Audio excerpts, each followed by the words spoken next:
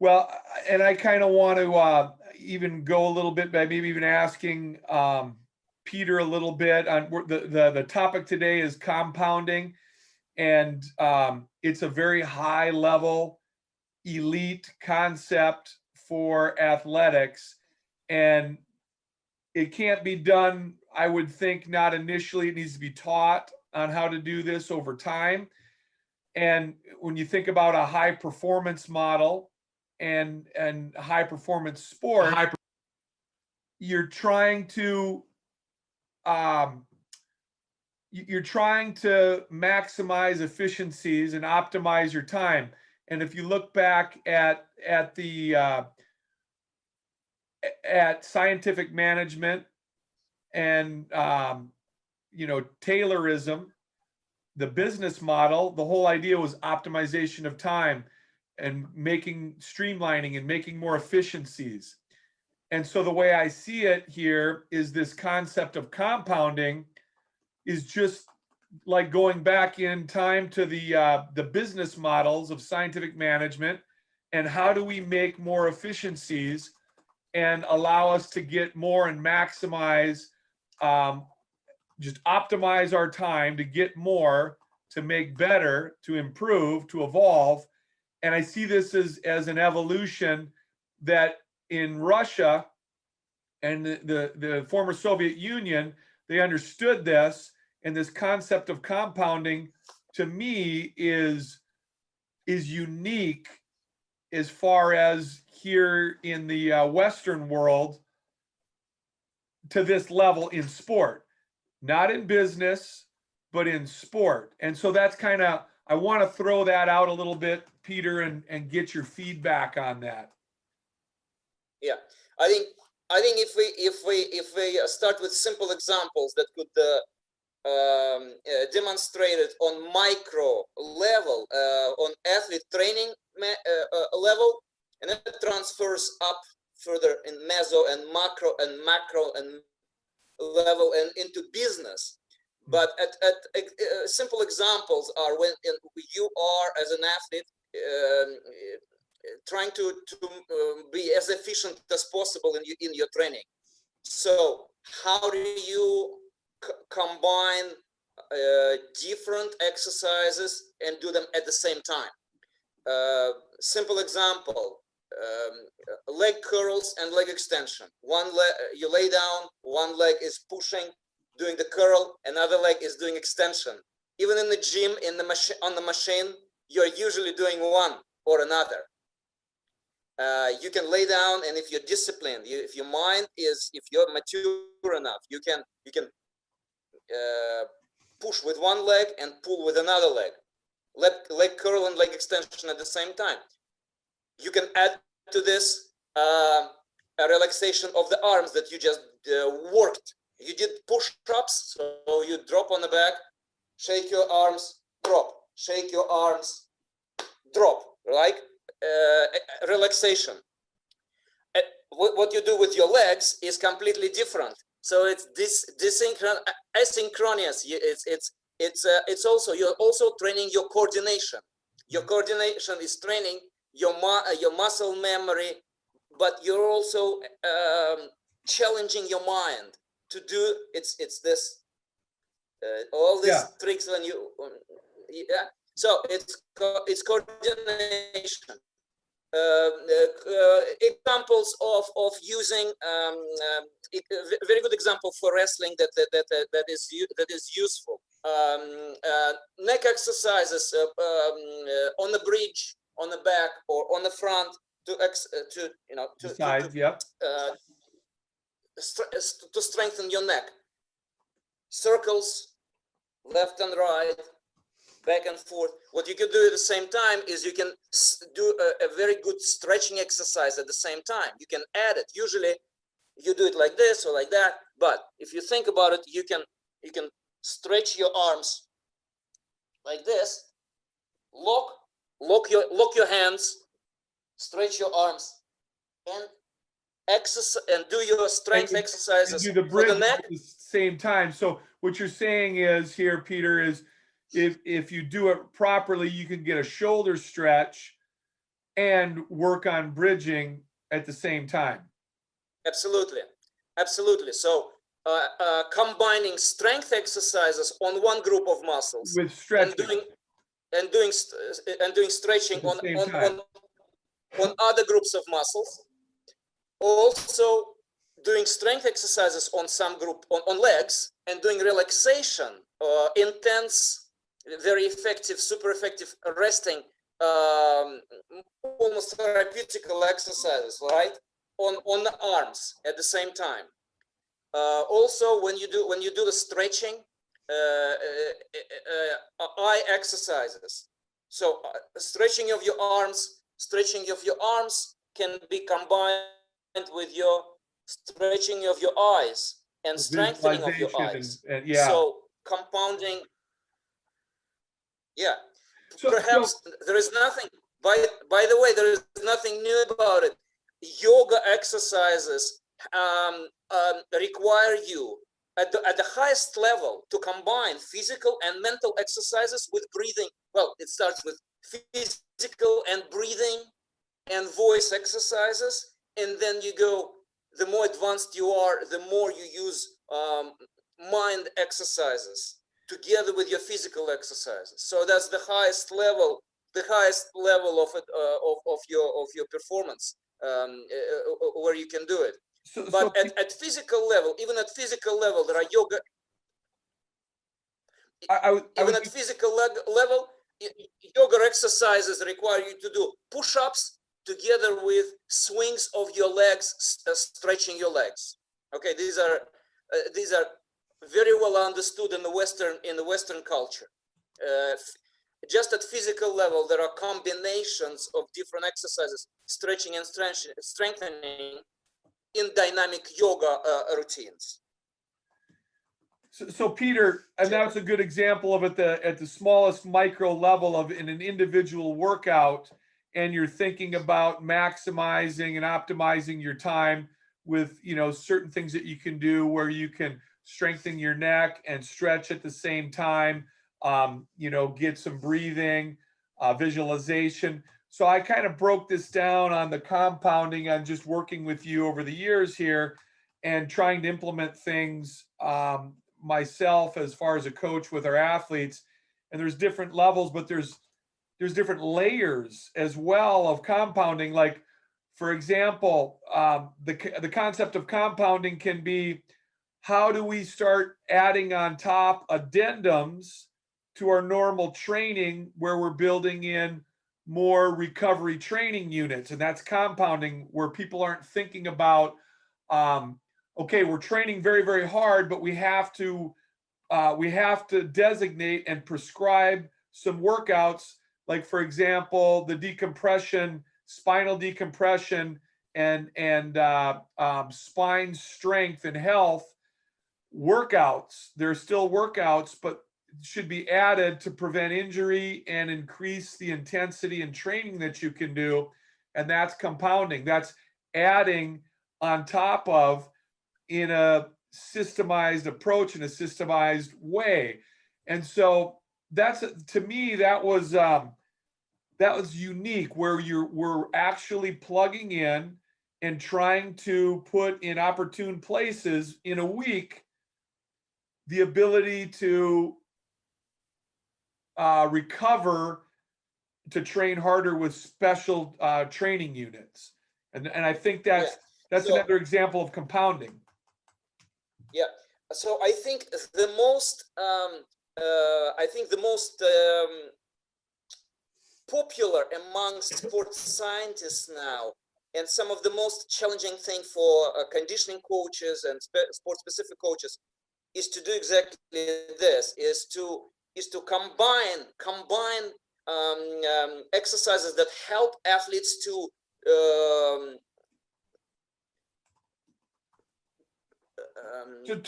load one group of muscles and unload and provide maximum rest to other groups of muscles. It is as critical in wrestling as it is in, for example, swimming. In wrestling, you use every split second during the bout, right, to relax when you have that split second to rest. Maximum in swimming, during the process of swimming, one arm is working very hard, pulling the water. The other arm above the water is relaxing. A good swimmer knows how to provide maximum relaxation of one arm. Yeah. Okay. Yeah. When you don't have to pull with it. One arm is pulling, another one must be using muscles that are about to start working, but they're not. So if your bicep is about to start, or if you worked with your bicep pulling, right, like in wrestling, and you're pulling with another arm at the moment, your other arm must be relaxing the bicep, and therefore this movement, kind of flexing the tricep to relax the bicep, could be what you should be doing with your right arm when your left arm is using the bicep. If you're using the bicep with one arm, the other arm must be relaxing it, preparing that bicep to be rested and stimulated to be able to start working in a split second. So a good example in a training environment is, as I said, you work your arms, leg curls and leg extension, and your arms are being relaxed. The same thing, you do bench press. That's what wrestlers constantly are playing with, all types of bench presses, right? When you do your bench press, you raise your arms, you shake your arm, you lift your legs, and you shake your legs very hard at the same time to relax your legs. So if you do your whole body workout, just teaching you to relax other parts of your body and your musculature while you're engaging others. You're saying Absolutely. The concept is teaching the athlete to learn to relax certain areas and then engage other areas, which is foreign totally in the United States when you're lifting but you're saying in sport it happens, and you need to do it, yeah, and you need to do it in order to be successful in the competition. You need to learn to, and this is what's relatively new in sports science and in conditioning, is that combination of this, bringing stretching and relaxation much closer in a time frame than it has used before. Right now, nobody has been thinking about this until we used to recently. stretch before we have been stretching before we do strength training and after. What the new thing is now is that you try to integrate stretching after each possibly after each exercise. So if you're already doing it after bench press, you do your pulling to relax, right, the chest. But this is to another stretch the chest, right? Right, and this is another example of compounding where you're utilizing and you're doing active rest or active rest in between when it's optimal in a weight room or in a wrestling room or anywhere where you're going, okay, we're on a 1 minute recovery or a 2 minute, 1.5 minute rest, 2 minute rest, but during this rest period we're going to stretch, and we're going to and obviously there's certain exercises that you might want to do first without stretching, so you don't inhibit the rate of force development. So if power is important, maybe you don't stretch during that, but later on in assistance and auxiliary exercises, you start implementing the stretch on the rest when it's opportune. And that's compounding, and you're maximizing your efficiencies and optimizing your time, and that's another example of compounding, and it's just great. It's unbelievable to me. I think some gym machine companies are also trying to do this. I think there are some machines that are trying to integrate leg curl and leg extension in one machine so that you can do it at the same time. There are machines that are trying to maximize your range of movement, so that together with strength, it's stretching, so that it's a maximum spectrum of your muscle that's involved. So this trend is also at the level of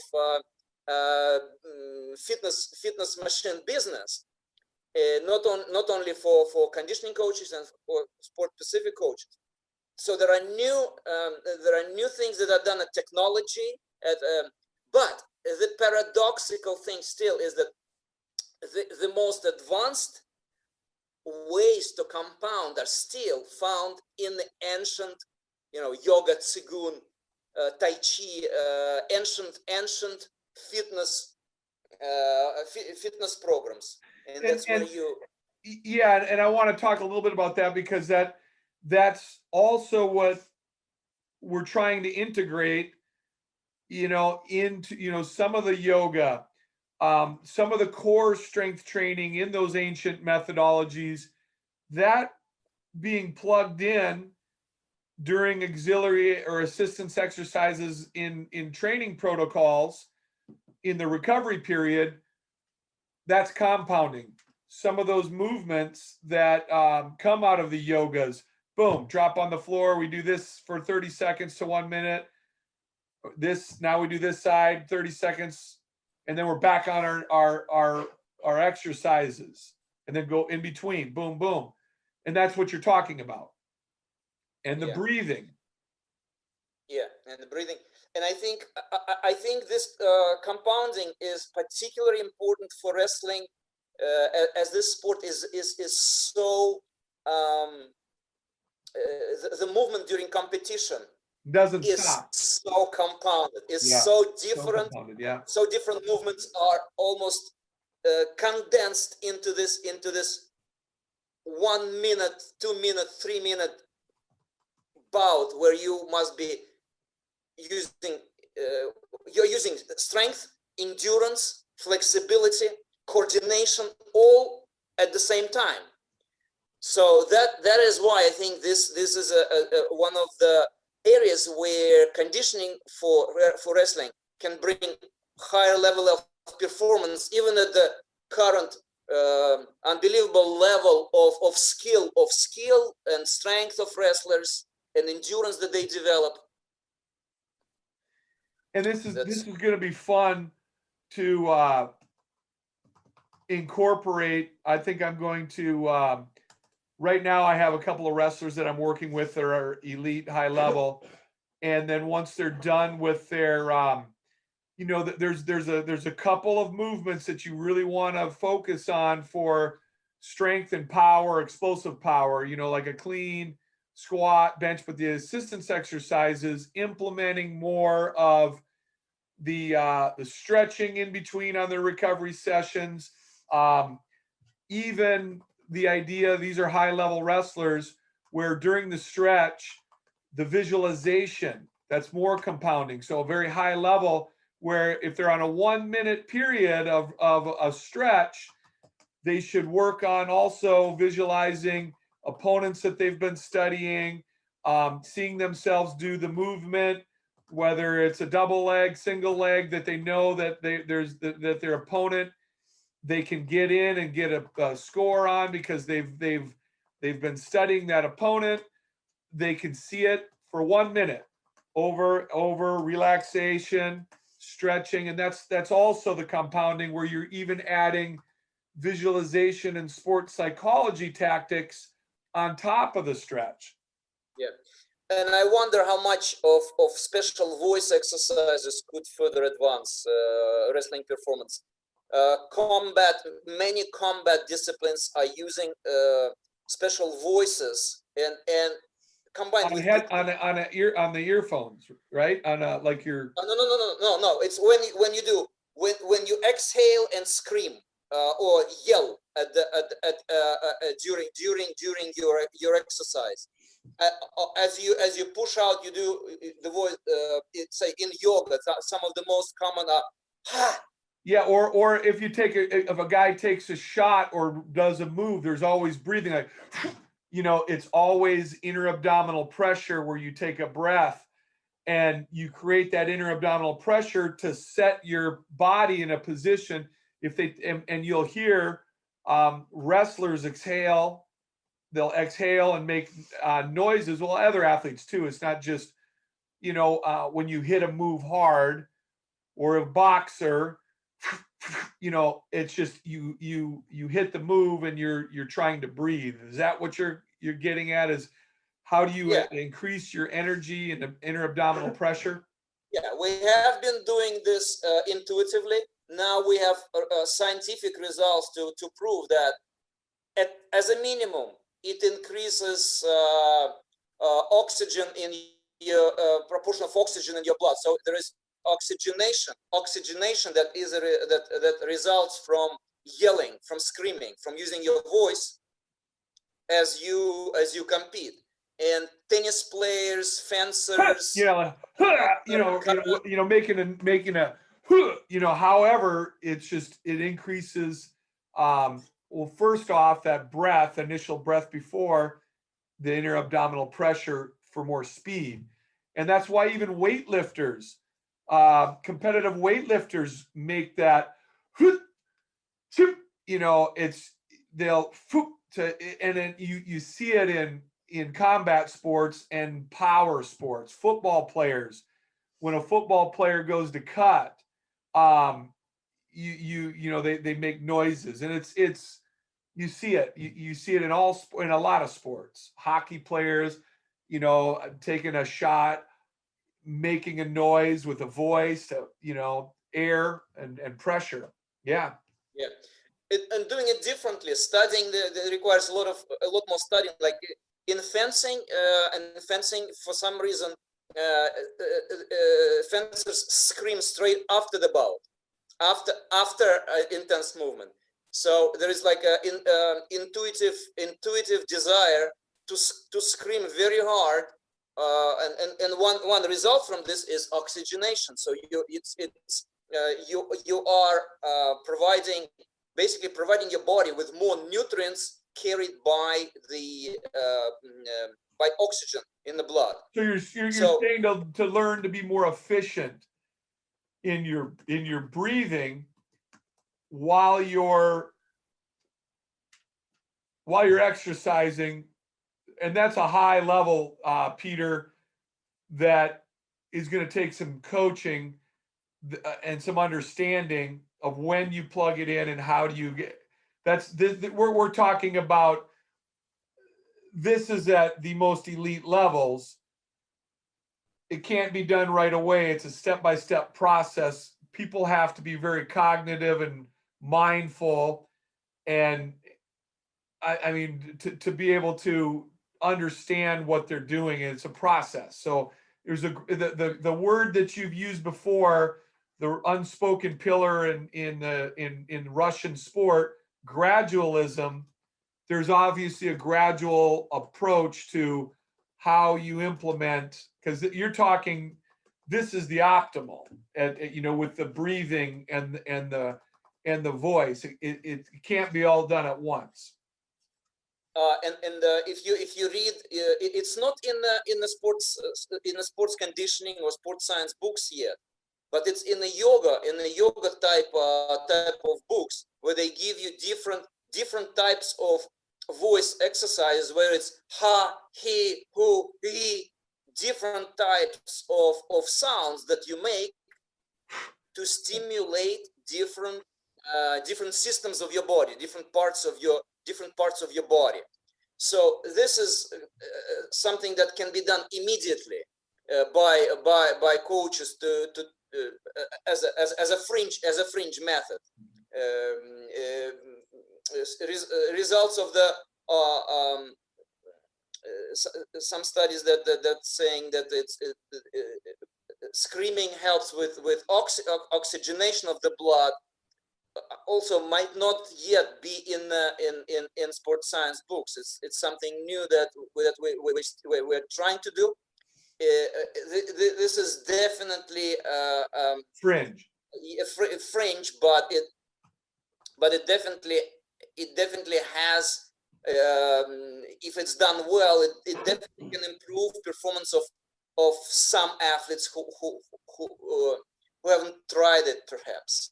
And Peter, what I want to talk a little bit about too is, you know, we'll get a little bit more specific in some of these training units that I think would be very beneficial to wrestlers, all athletes, but what a wrestler does with their body and the constant compression forces of lifting, what they do, you know, being, you know, dropped and thrown onto the mat. There's a lot of compression forces, and the compounding of the training units for decompression, I think, is very, very important. And so some of the different, you know, the hydrotherapy type workouts where it's the swim workouts in a pool where you're concentrating on stretching and control and body control and elongating the spine. Not a very difficult, not, you're not pushing yourself real hard in the water. It's more of a decompression and a stretch, followed by walking stretches in the pool, and then the different strokes, from, you know, the breaststroke to the, you know, the American crawl. I'm sure you guys called it something different. And then but the different strokes with the stretching combined in the pool as a workout to decompress and get hydrostatic pressure on the joints and reduce fluid and inflammation. This is, to me, incredible. You know, these are designed that you're in competition, you should be doing this. Yeah. And I think we discussed lifting weights in the water, some secret methods that were used by some of the top weightlifters like Alexeyev. Lifting weights in the water is also helping the spine and the knees and the idea of the hydrostatic pressure, so it helps with the inflammation during times of training. And yes, yeah. Coaches at your conference, at NSCA conference, where we discussed it, wrestling coaches came to me saying, okay, yes, we are doing quite a once a week, twice a week, we're doing a pulling session in the gym. So it's very important, obviously, for wrestlers to be able to pull as they throw, so develop muscles in pulling, but also it can be more compounded, more combined with injury prevention exercises, where you rotate stretching and strengthening. So your back extension in a complex that we're doing, back extension with quite heavy weight is rotated with pulling. So you pull and stretch, pull out your spine. Yeah, you pull the spine, you train your back and your arms, but while you're doing it, you are stretching your spine. One set. Next set that you rotate it with is your back extension. You're strengthening, you're strengthening your long back, long back muscles, and rotating it with stretching these muscles. So strengthening while stretching is what gives you that the compounding effect here of a lat pull down, which people don't think about, is if you let the pulley and the mechanical resistance pull, and then you relax your back for a second and your shoulders, you get to stretch. Then you get the strength training, and then 1 second, when you get fully extended, relax your core musculature and your shoulders and let it pull out. And so each rep, you get a stretch and strength training, but you're not staying rigid and tight the whole time. Extend, let it pull. You get traction on your spine, pulls your lumbar vertebrae in that relaxation phase, and then contract. It's the same idea on the back extension. So you have weight on your head. I go down, I let gravity with the weight pull my low back, then set, extend. One second of relaxation allows gravity to pull out, and it's like an adjustment of the spine. and great for the central nervous system, flossing of the spine so that things become aligned. And now the wrestler can have better reaction, hopefully maybe repairing some injuries. But the idea of the central nervous system, signals from the brain going through that spine, and this is important. This is the compounding effect. If you think of things where you would create more efficiencies, you can get the best of both. And that's what this essentially is. And with the yoga, again, the yoga flossing of the spine, so the signals, it's a wonderful concept, but it takes planning, and it has to be done, right sequentially. So I think this is, it's to me, Kyle, I think this is going to be very unique of an article for really any of the readers. I think they're going to be hearing some new things. Compounding, sauna workout, the wrestler, but a different type of sauna workout. You can stretch in the sauna, where you're getting, some there's obviously the hot yoga, the Bikram's yoga. There's benefits there with, and then obviously the athlete wants to maybe cut weight, reduce their weight, using the sauna as when your tissue is warm in there, you can get gains in flexibility. And that's another training unit that that you guys have designed as far as with the Russian athletes.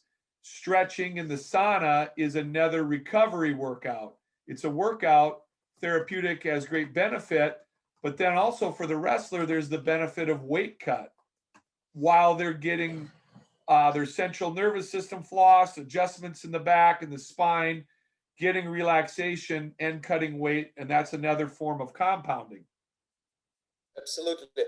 And more frequent use of sauna, experimenting with more and different types of exercises in the sauna, not only stretching, but some of the breathing exercise, some of the maybe a little bit of, even a little bit of strength and endurance exercises in the sauna, not in a very high temperature, but in mild temperatures. In North America, most saunas are not as hot as is in Eastern Europe, where it's above 100 degrees Celsius. Here it's more, so it's perhaps twice less. So saunas here are much safer for experimenting with different types of exercises in the sauna, and a rotation of sauna and cold, sauna and water, multiple use of sauna and cold water is also another opportunity to better control weight, or find more and better ways for healthier weight control and weight reduction needed before competitions, and also prevention of injuries. As we know that in wrestling, the joint injuries, injuries of practically all key joints, is prevention of these injuries is very important, and doing this while you're in sauna, it's possible to combine and integrate more into sauna treatment, including prevention of all joints injuries, and also upper respiratory illnesses and different colds and flus. When you rationally and when you individualize carefully the use of sauna, how many sets of how many minutes you need to measure when you break into sweat, and that could be your key measurement kind of criteria for stopping your sauna treatment. How long do you want to to be sweating in the sauna. 1 minute, very short period, or a bit longer period. Play with this while doing all types of exercises And you're on the top saying, of stretch. and you're saying, Peter, then, so let's say you have a 2-minute stretch period in the sauna. You're saying like go to a cold shower after for a short period and go back in. And this is more efficient for cutting weight because, and what is the mechanism? Is it because the body is trying to now adapt to the cold? So the metabolism kicks in more and then goes to the heat and it kicks in. Is it a metabolic rate that's increasing because of the contrast? And does it make it more efficient for actually for losing weight? So then you come back in, you sweat harder, and then is this why? It may be, but the even more important reason is your immunostrengthening while you're dropping, cutting weight, because as you're cutting weight, you're losing a lot of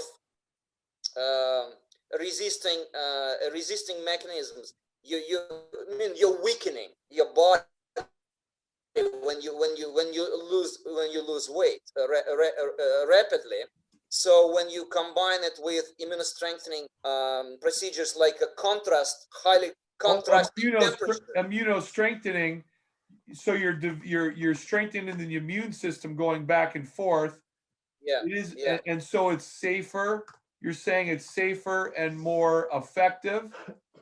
Yeah, you should be more immune to any illnesses. If you have one long sauna session, exhausting sauna session, and you lose weight as a result of it, without contrasting temperatures, you're not as immune to the illnesses. After if you don't have the cold shower, cold water after sauna, your pores are open, and the infection could go through this open relaxed pores. When you have cold shower, it's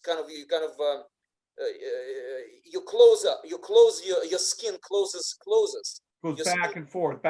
Interesting. Yeah, your skin closes the pores and closes them. Hopefully, closes them for infection.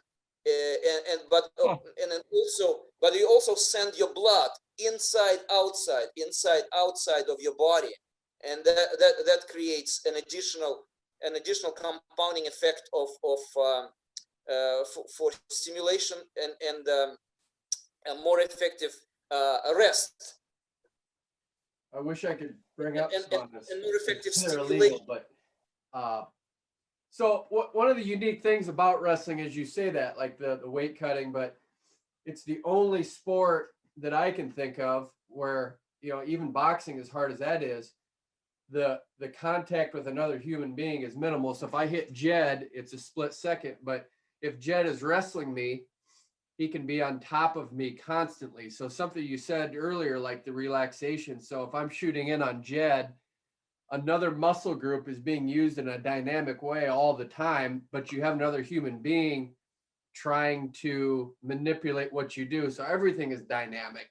Everything is fluid. Yeah. Fluid, and you're moving around, and you've also, like you said, I mean, what'd you say there? You're losing weight, so it weakens your body. So you have all of these dynamics, but how is there an exercise or what you saying here where you combine everything, the relaxation?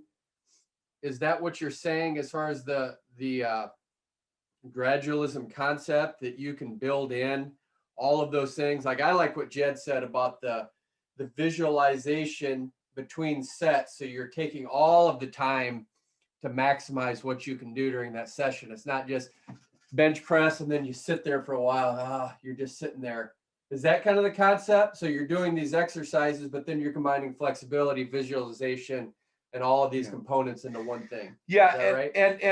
And the I think that's exactly what we're saying, Peter. And the even exercises for rate of force development and power development, where it needs a longer recovery period without taxing the system, you can still use visualization tactics in that recovery period, and there's ways to compound utilizing the time in between sets there as well to maximize efficiencies. Yeah, absolutely. Yeah, so basically, in combining in one workout, bringing more in every workout, Yeah. stretching and relaxation as close as possible to the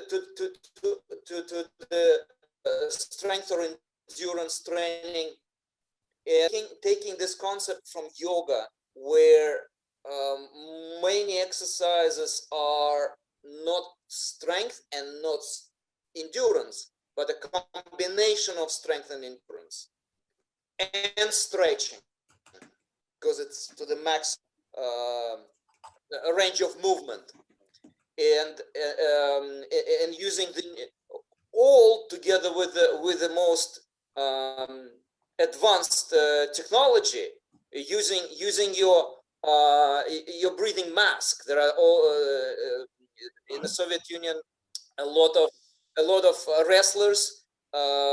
Actually, they developed this. They developed restricting devices for training. So what you're doing is you are integrating a lot of restrictions into your training routine. You put them up,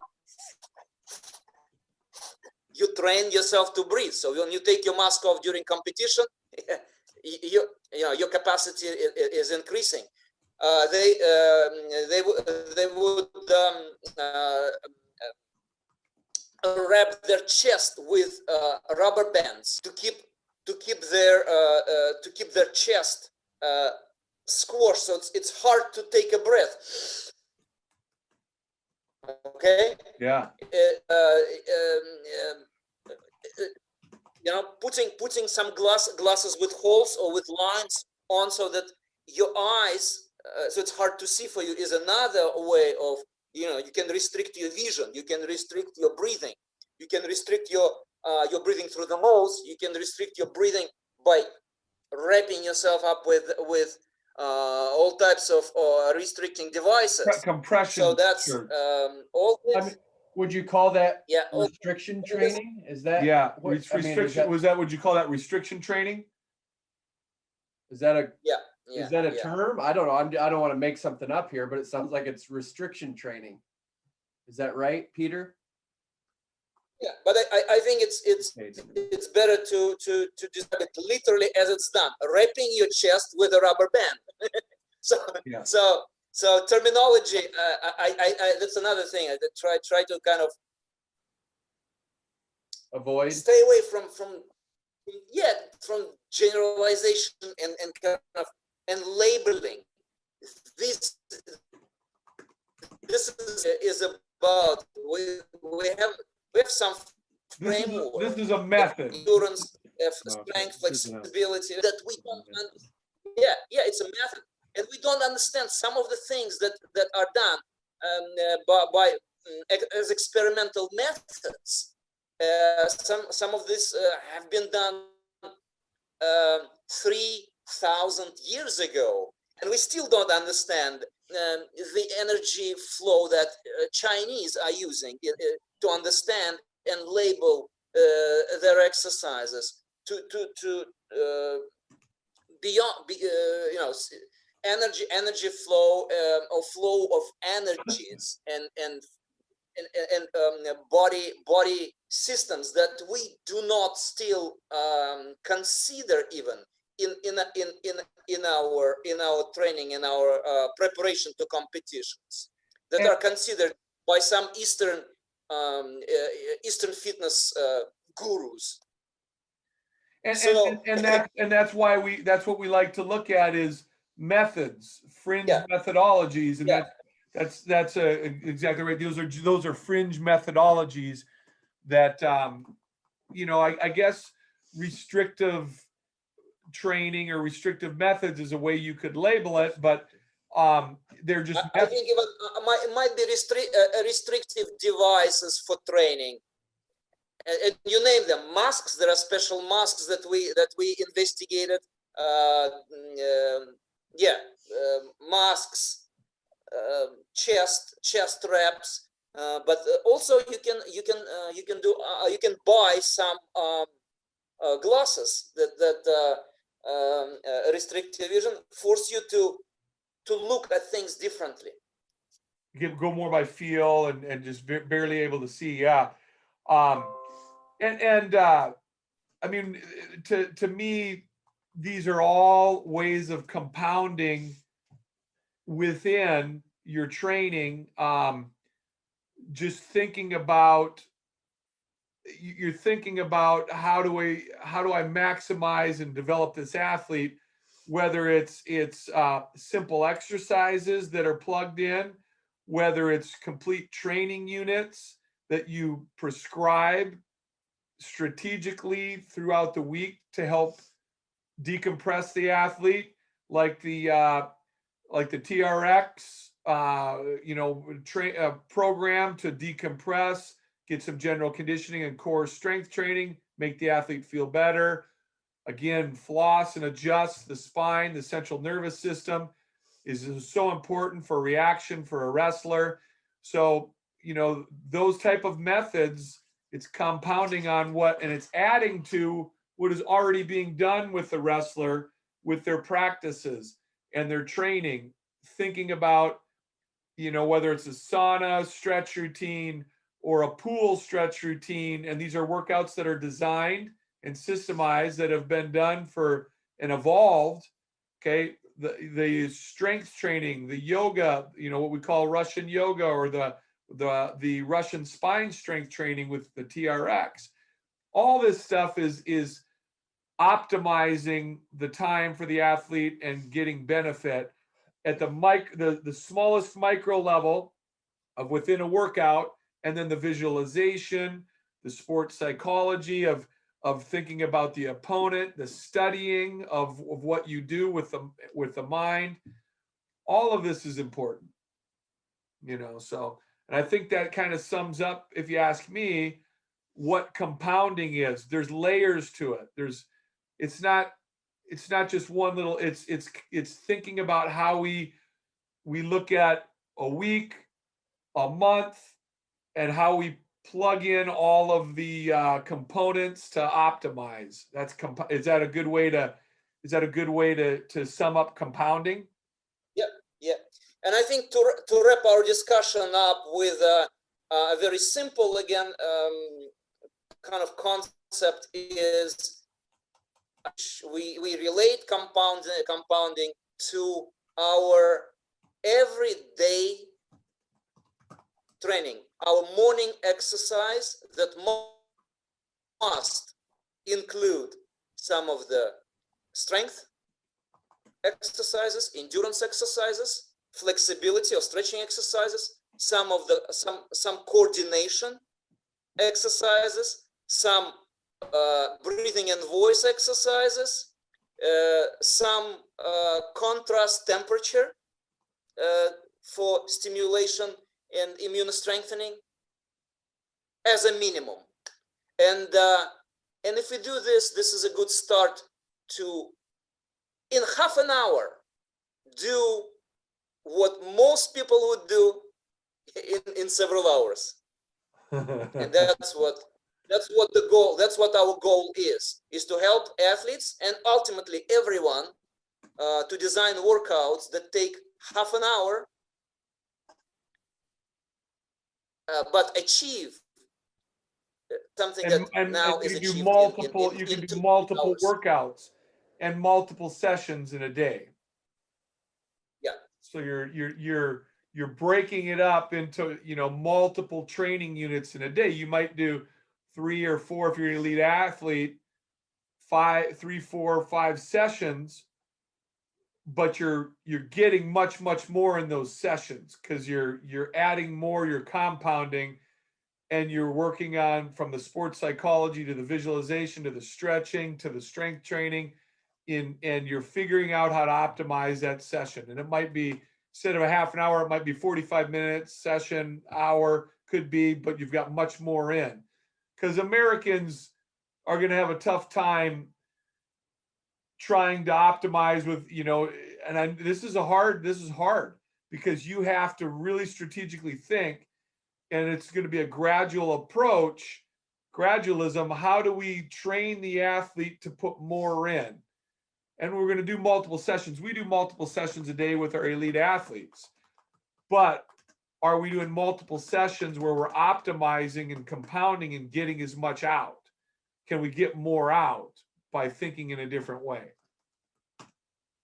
That's the topic.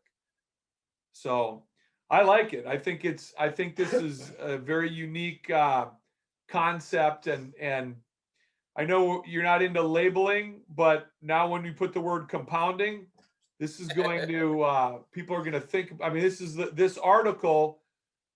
It'll be the first article, I think, that is written on the concept of compounding in the United States. I mean, Yeah. as far as I know, have you read anything, Peter, on compounding? Not much at that level of, and not as extensive, not in that level of details. Again, very simple compounding of like doing a bit of strength Yeah. and strength and stretch at the same time, or strength and well, yoga. Everybody knows Yeah. yoga that integrates it, but I think we're going a little bit beyond here. Yeah, I know this is We- multiple layers of compounding, and even just thinking about the high performance model in general, like when I started, and what was the goal of scientific management, was this exactly what we're talking about. That's what they tried to optimize in order to create better vehicles in the car factories, you know, initially, and how do we make more money and improve our product, and how do we maximize all of our efficiencies and streamline. This is the exact same thing with just this simple word of compounding. And it's you're looking at it the same way. It's the same process. It's process management is really what it is. Process management. We're looking at the process and streamlining it and making more efficiencies and getting more. And that's the goal. Yeah.